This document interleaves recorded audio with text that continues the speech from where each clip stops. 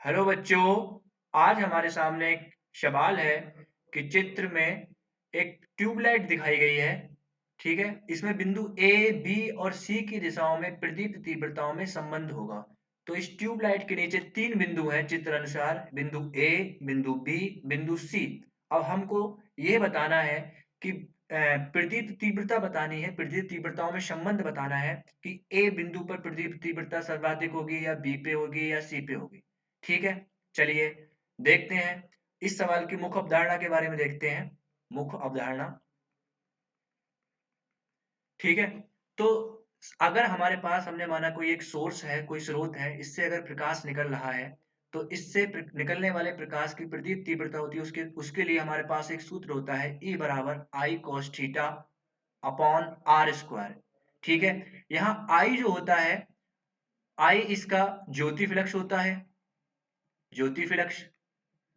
Are जो होता है इस स्रोत की और उस बिंदु की, जो बिंदु इस स्रोत की वजह से चमक रहा है या फिर जो प्रदीपन उत्पन्न हो रहा है स्रोत से, उसके बीच की दूरी जो होती है वो आर होती है। और यहाँ जो थीटा जो होता है, थीटा जो होता है वो कोण होता है। अब ये कोण किसके बीच में होता है? ये कोण होता है हमारा विकर्ण जो आ रहा है उस विकर्ण और इस ये सतह है, इस सतह पे खींची गई लंबवत रेखा के बीच बना कोण। इसको कुछ इस तरह से देखते हैं कि हमारे पास ये सतह है और ये हमने माना यहाँ पे कोई स्रोत है, इस स्रोत से कुछ इस तरह से विकर्ण आ रहा है, तो ये विकर्ण और इस सतह के हमने लंबवत रेखा खींच दी कुछ इस तरह से, इनके बीच में जो बना कोण है ये कोण होता है थीटा।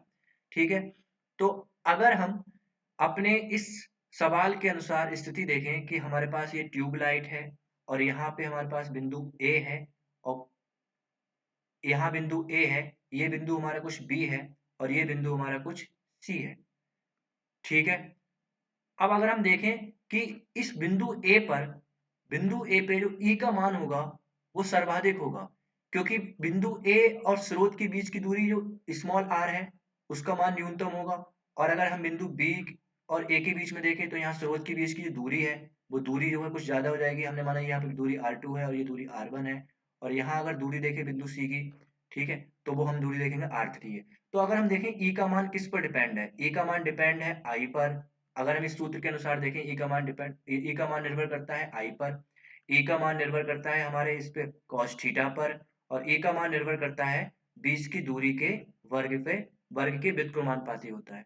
अब चूंकि आई का मान तो कांस्टेंट है, बिंदु ए बी सी के लिए एक ही सोर्स काम कर रहा है, एक ही स्रोत आ रहा है, तो आई का मान तो है कांस्टेंट। हमारे इस सवाल के स्थिति के अनुसार आई का मान कांस्टेंट है। और अब ई का मान किस पर निर्भर करेगा? cos थीटा पर और बीच की दूरी पर। ठीक है, अब देखते हैं कि बिंदु ए के लिए जो बीच की दूरी है वो सबसे कम है, और जब आर का मान जब कम होगा तो ई का मान कैसा होगा? सर्वाधिक होगा, क्योंकि ये व्युत्क्रमानुपाती है। तो ए पे जो तीव्रता होगी, प्रदीप्त तीव्रता होगी, वो कैसी होगी? सबसे अधिक होगी। कैसे होगी? सबसे अधिक होगी। ठीक है, अब हम देखते हैं बी और सी में क्या है। तो बी और सी में देखने पे हमको देखते हैं कि बी और सी में देखो बीच की दूरी जो है कैसी है? बराबर है। ये R2 और R3 कैसे हैं? आपस में बराबर है। और यहाँ पे जो कोण बनेगा, कोण भी बराबर होगा। तो बिंदु बी और बिंदु सी पे जो तीव्रता होगी वो आपस में बराबर होगी। बिंदु बी और सी पे तीव्रता होगी वो आपस में बराबर होगी। आशा करता हूं आपको ये सवाल समझ में आया होगा। धन्यवाद। माफ कीजिएगा, इसकी हमारे इसके हिसाब से हमारा ये ऑप्शन जो है, ऑप्शन नंबर डी जो है करेक्ट होगा। ठीक है, आशा करता हूँ आपको सवाल समझ में आया होगा। धन्यवाद।